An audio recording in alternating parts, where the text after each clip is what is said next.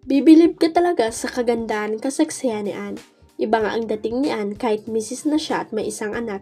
Talaga namang pasabog pa rin ang bawat ganap niya lalo na kapag nagsusuot siya ng two-piece bathing suit.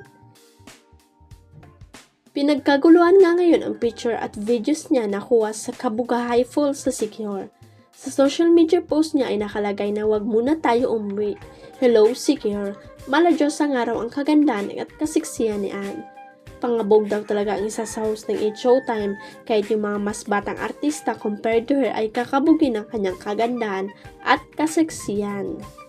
Pasamantala, pasabog din ang paglambitin niya sa lubid at tila naglakad siya sa ibabaw ng tubig habang umiikot. Mukhang nasa winning season talaga si Alexa Ilacad.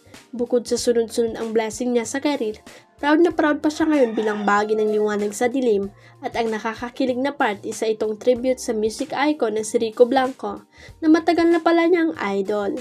Sa kanyang recent Instagram post, ibinagi ni Alexa ang litratong kuha nila ni Rico, parehong all smile at halatang masaya sa tagumpay ng musical. Pero ang mas nakakatuwa, nag-open up si Alexa tungkol sa kung gaano kalaki ang naging impact sa kanyang buhay ng ex-boyfriend ni Maris Ratal. Aniya, our play Liwanag sa Dilim is now on its third weekend. Sabay kwento kung paano siya lumaki na sobrang fan ni Rico. From watching Mix after school and waiting for a music video to be aired to singing his song and my show, his music has truly made an indelible mark in my life, both as a person and an artist. Aminado si Alexa na wala raw playlist niya ang kumpleto kung walang Rico Blanco hits, kaya naman dream come true ito para sa kanya. To be part of a musical that honors his artistry feels like a full circle moment of me. At hindi lang si Alexa ang sobrang excited, parami ng parami ang mga nanonood ng Liwanag sa Dilim na puno ng Pinoy pride at talent.